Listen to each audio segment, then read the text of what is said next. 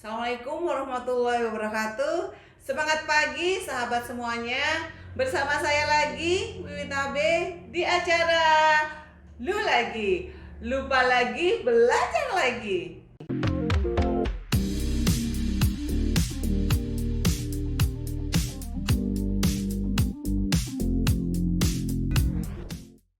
Kali ini kita akan membahas terkait sales plan. Ya, apa aja tuh ya kalau kita akan bicara penjualan, sales plan dan sales activity ini adalah poin penting yang harus kita pelajari bareng ya.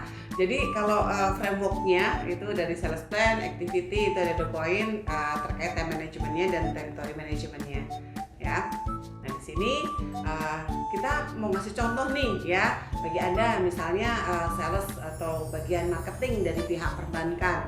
Berapa kali sih Anda mengunjungi dari konsumen Anda untuk membeli produk-produk Anda?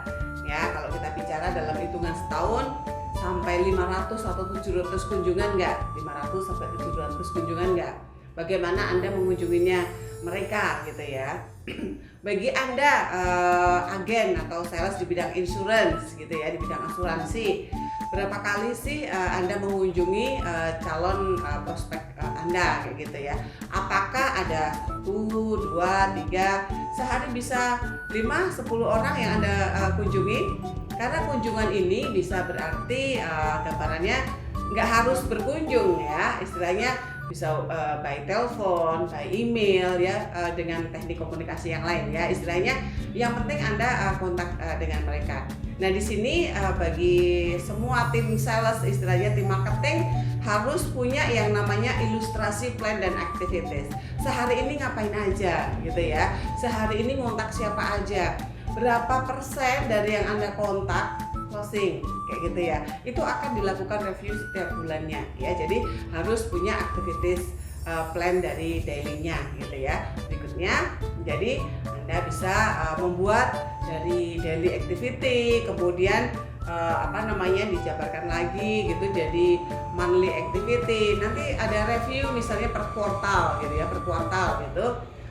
Selama kinerja saya dari Januari sampai Februari, berapa customer ya yang sudah ibaratnya saya closing, saya follow up gitu ya, saya sales call gitu ya, ada berapa persen, ada angka-angkanya gitu ya. Kenapa dikatakan saya nggak closing nih gitu ya, presentasinya berapa dari yang Anda kontak yang nggak closing? Masa sih yang dikontak 500 orang nggak closing semuanya? Ada apa? Ada masalah apa? Apa teknik kita yang salah atau apanya nih produknya yang kurang pas gitu ya, itu kita bisa review ya. Berikutnya kita bicara terkait sales activity hingga time managementnya ya.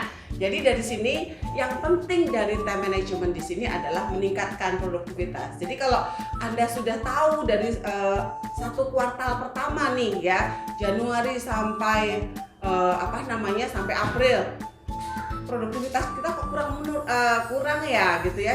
Ini di bagian mananya yang salah, itu bisa langsung direview.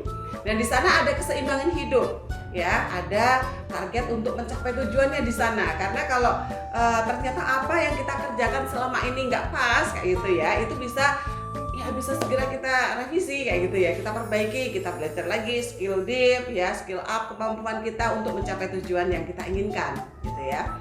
Berikutnya saya ambil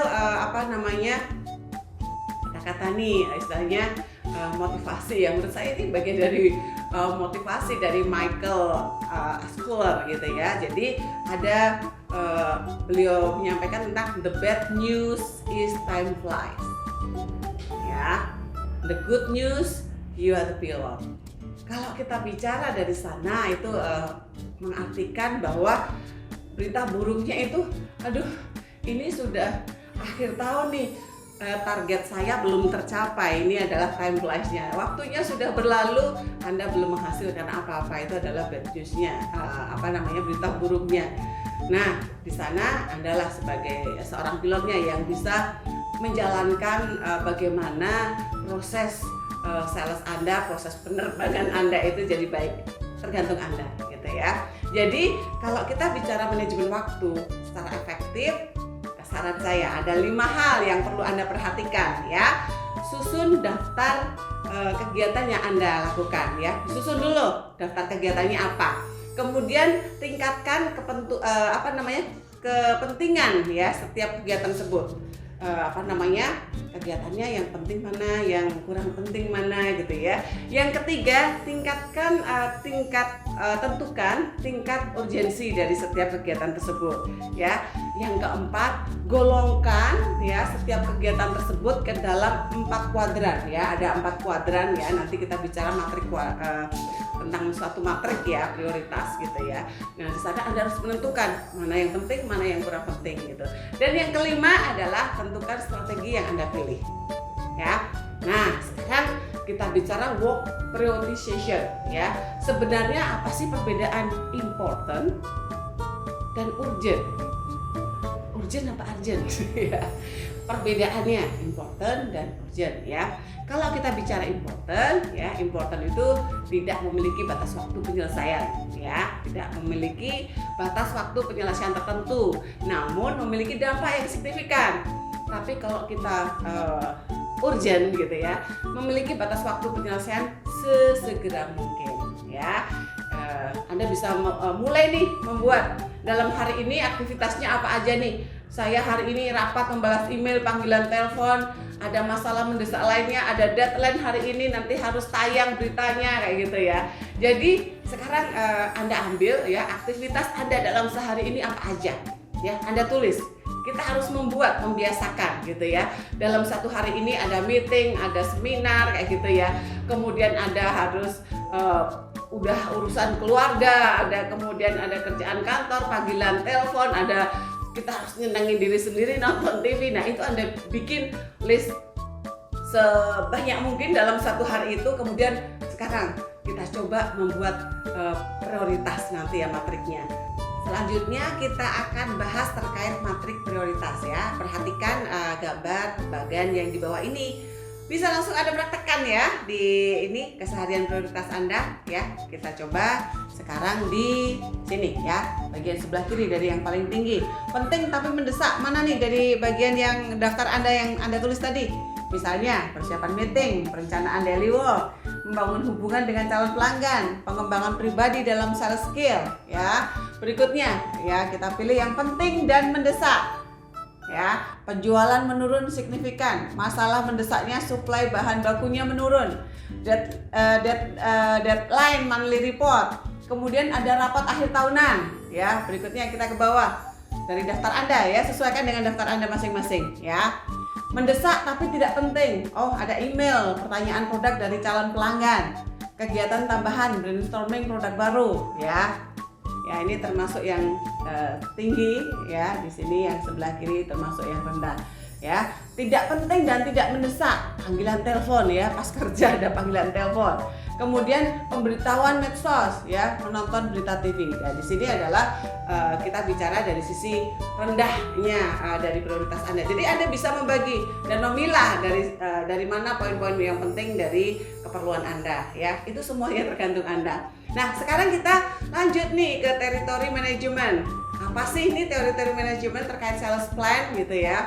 Jadi territory management adalah upaya memaksimalkan ya sumber daya yang ada dengan mengalokasikan tenaga dan penjualannya di mana usaha Anda yang paling produktif. Jadi yang paling efisien di mana nih ya.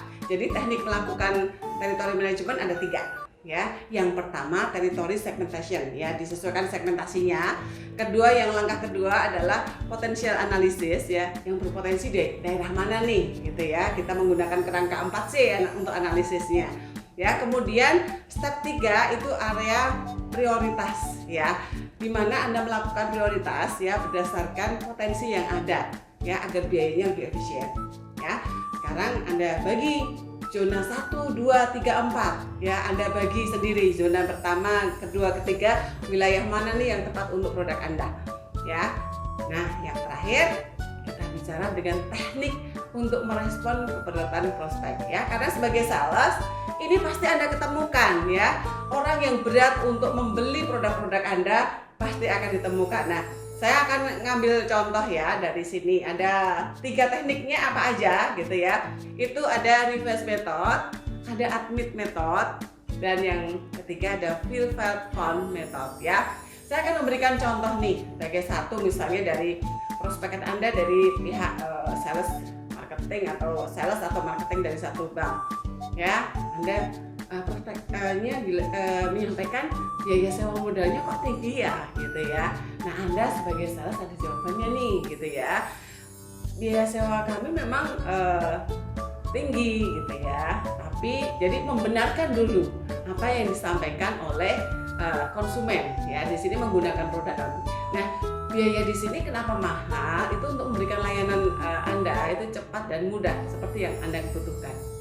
Jadi menggunakan kalimat yang tepat untuk pelanggan agar mengerti keberatannya. Yang penting kita menerima dulu. Oh, memang dibandingkan dengan perusahaan yang lain memang kita lebih tinggi, tapi kita bisa menjelaskan keberatan itu dengan hal yang positif ya. Insya Allah para pelanggan Anda juga nggak akan keberatan gitu ya. Nah, yang terakhir nih, sebagai Anda nih contoh nih, sama-sama nih sebagai agen asuransi gitu ya. Jadi kenapa sih saya harus beli asuransi pendidikan Pru Cerah Plus misalnya kayak gitu? Ini adalah satu produk ya dari Pru kayak gitu ya, dari Prudential. Nah, di sana Anda menjawab ya, ini bisa digunakan untuk perusahaan yang lain juga. Kenapa sih pada waktu kita menggali suatu kelebihan produk? Karena putra Anda ini adalah putra yang terbaik ya, harus mendapatkan layanan terbaik. Di sana Bapak Ibu harus memberikan jaminan yang pasti untuk putra Bapak Ibu ya, di masa kuliahnya nanti, di masa depannya nanti.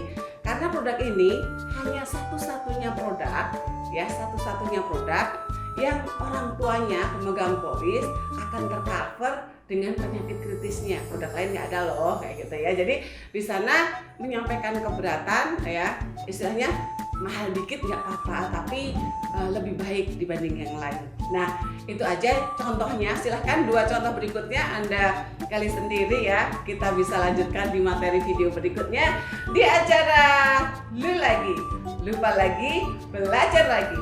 Assalamualaikum warahmatullahi wabarakatuh.